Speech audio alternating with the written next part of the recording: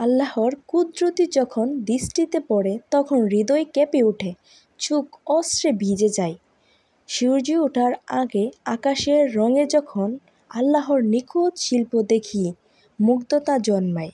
দিনী ভাই বোনেরা, তোমরা কেমন আছো? আশা করি আল্লাহর অশেষ রহমতে ভালো আছো। আমি আল্লাহর রহমতে ভালো আছি।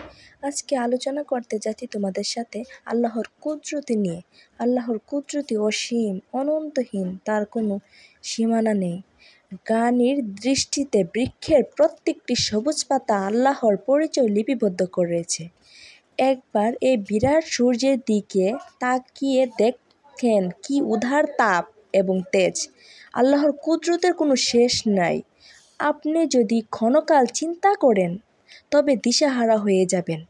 আল্লাহর কুদরতের কথা লিখতে যদি সমুদ্রের সব পানি কালিরূপে ব্যবহার করা হয়, তবে আল্লাহর কথা শেষ হবার পূর্বে সমুদ্রের পানি শেষ হয়ে যাবে, কিন্তু আল্লাহর কথা ফুরাইবে না।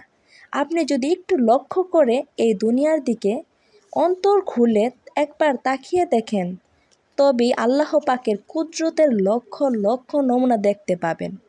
আল্লাহকে এইভাবে তার কুদরতের মধ্য দিয়েই চিনতে হবে। যেমন বাতাস কি আপনি চোখে দেখেছেন?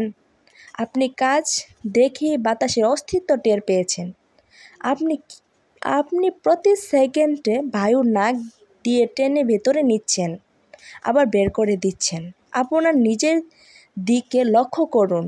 এক মুহূর্তে যদি আপনার দম বন্ধ হয়ে যায়, শ্বাস প্রশ্বাস গ্রহণ করতে যদি না পারেন, তবে কি দশা হবে? ছটফট করে জান বের হবার উপক্রম হবে। চিন্তা করুন, কেন আপনাকে প্রতি মুহূর্তে বায়ু দ্বারা জীবন রক্ষা করার ব্যবস্থা করতেছেন? কে এই বায়ু সৃষ্টি করেছেন? গাছের পাতা নড়তে দেখে, নদীতে ঢেউ দেখে বুঝতেছেন বাতাস বহিতেছে। কে এই মৃদু বাতাসকে মুহূর্তে ঝড়ে পরিণত করতেছেন, আবার উহাকে শান্ত করিতেছেন? হুজুর সাল্লাল্লাহু আলাইহি ওয়াসাল্লাম বলেন, আল্লাহ পাকের কুদরত সম্বন্ধে ক্ষণকাল চিন্তা করা 1 বৎসর নফল নামাজ হইতে উত্তম। আল্লাহ পাকের প্রতি এমনভাবে ঈমান আনবেন যেন এতে বিন্দুমাত্র সন্দেহ না থাকে। আল্লাহ পাক আপনাকে জ্ঞান দান করেছেন, বুঝবার শক্তি দিয়েছেন। আল্লাহর দেওয়া নেয়ামতের মধ্যে জ্ঞানই শ্রেষ্ঠ দান। এই জ্ঞানের বলেই মানুষ ফেরেশতা হইতে শ্রেষ্ঠ। আল্লাহ পাক ফেরেশতাগণকে বলেন, আমি দুনিয়াতে আমার খলিফা পাঠিয়েছি। খলিফা তো ওই ব্যক্তি যে তার আসল মালিককে চিনে এবং তার অনুগত করিতে থাকে। পৃথিবীতে মুমিনদের জন্য অনেক নির্দেশনাবলী রয়েছে এবং তোমাদের নিজেদের মধ্যে আল্লাহর অস্তিত্ব নির্দেশ রয়েছে। তোমরা কি তা দেখো না?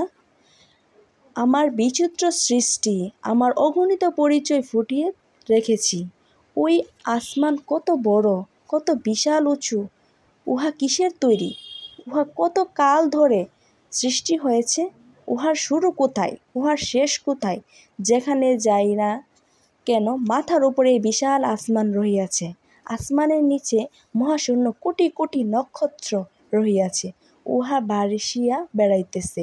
এই এলাহি কাণ্ড, আল্লাহ আজব কারখানার বিষয় চিন্তা করলে হয়রান হয়ে পড়তে হয়। আল্লাহ পাক দুনিয়াতে 3টি মহাবাতি পাঠিয়েছেন। একটি হলো দিনের চলার জন্য সূর্য, 2 নম্বর হলো রাতে চলার জন্য চন্দ্র, 3 নম্বর হলো বেহেশতে যাওয়ার জন্য কুরআন শরীফ। সুবহানাল্লাহ। আল্লাহ পাক বলেন, আমার এমন কোনো জিনিস নেই যা আমার জিকির করে না, কিন্তু তোমরা তাদের জিকির বুঝতে পারো না। তবে আমার নবী উলিরা তা বুঝতে পারে। হুজুর সাল্লাল্লাহু আলাইহি ওয়াসাল্লাম এর বিরহ বেদনা কার যে কাঁদিয়াছিল তা তিনি তো শুনিলেই, বরং দরবারে উপস্থিত সকলেই ইহা শুনিতে পাইয়াছিলেন।